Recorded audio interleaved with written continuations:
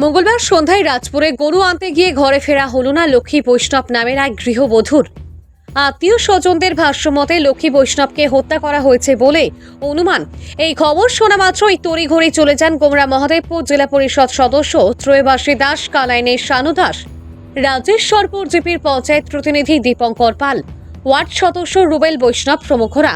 ওনাদের ভাষ্যমতে অনতিবিলম্বে দোষীদের শনাক্ত করে যেন আইনের আওতায় আনা হয়, তার জন্য ওনারা পুলিশ প্রশাসনের ঊর্ধ্বতম কর্তৃপক্ষের সঙ্গে এই বিষয়ে আলোচনা করবেন বলে জানা যায়। ইমরুল হোসেন বড়ভূইয়ার রিপোর্ট, আসাম প্রাইম নেটওয়ার্ক। অনেকক্ষণ যাওয়ার পরে যখন ঘরের মেঝে ঘুরিয়েছে না, তখন তার ছেলে, নাবালক ছেলে, খুঁজতে খুঁজতে মার খুঁজে গেছে, গিয়া দেখে কি তা অনেক খুঁজাখুঁজির পরে দেখে যে নালার মধ্যে তার মৃতদেহ। আশ্চর্য লাগে, একদম ঘরের কাছে, ঘরের পাশে এইরকম যদি ঘটনা ঘটে তো সাধারণ মানুষের নিরাপত্তা নিয়ে প্রশ্ন স্বাভাবিক আই যায়। আজকে যে ঘটনাটা ঘটছে, আগামী দিনে আরেকটা ঘটনা ঘটবে না, এটা কী বিশ্বাস? গতিকে প্রশাসনের কাছে এটা আমার বিশেষ করে অনুরোধ থাকবো যে বিগত দিনও কিছু ঘটনাবলী এইরকম ঘটছে, এটাই উল্লেখ করা দরকার যে কয়েক বছর পূর্বে এখানে নিশিকান্ত বৈষ্ণব দিগরখাল বাজার থেকে আওয়ার পথে রাস্তার মাঝে মার্ডার হয়েছে। পরবর্তীতে এটা নিয়ে অনেক জলগুলো হয়েছে, কিন্তু প্রকৃত দেখা গেছে পরবর্তীতে কোনো আসামিরে এরা খরচ করে আমার জানা নাই। গতিকে একটার পর একটা ঘটনা যদি এরকম ঘটতে থাকে তো সাধারণ মানুষের নিরাপত্তা নিয়ে প্রশ্ন জাগে।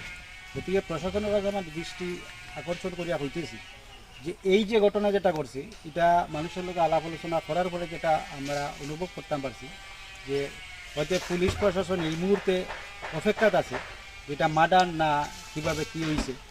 তো পোস্টমর্টম করতে হয়তো কিছু সময় লাগবে, 4-5 দিনের ব্যাপার আছে। তো পোস্টমর্টম করলে আমরা পুরোটা ঘটনাটা জানতাম পারবো। কিন্তু আমার প্রশাসনের কাছে এটা অনুরোধ রইল যে এটার প্রকৃত দোষী মানুষ, এটা আমরা যেটা বুঝছি, আলোচনা করে যেটা বুঝছি, এটা মার্ডার, এটা মোটামুটি মার্ডারের মতোই রাখছে, এটা মার্ডার। গতিকে প্রকৃত দোষী মানুষের যে কোনো মূল্যে তারা হ্যারাস্ট করতে লাগবো এবং তার উপযুক্ত শাস্তি আমরা দিতে লাগবো।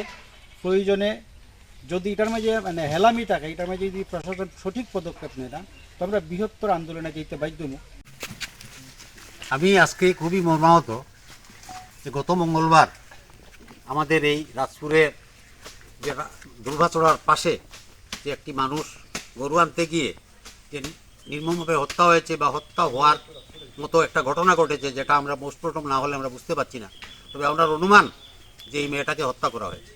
আমরা এলাকাবাসীর পক্ষ থেকে আমরা দাবি রাখছি যে প্রশাসন যাতে উপযুক্ত তদন্ত করে আমাদের সেই ভিকটিম যে আসামি তাকে যেন ধরা হয়।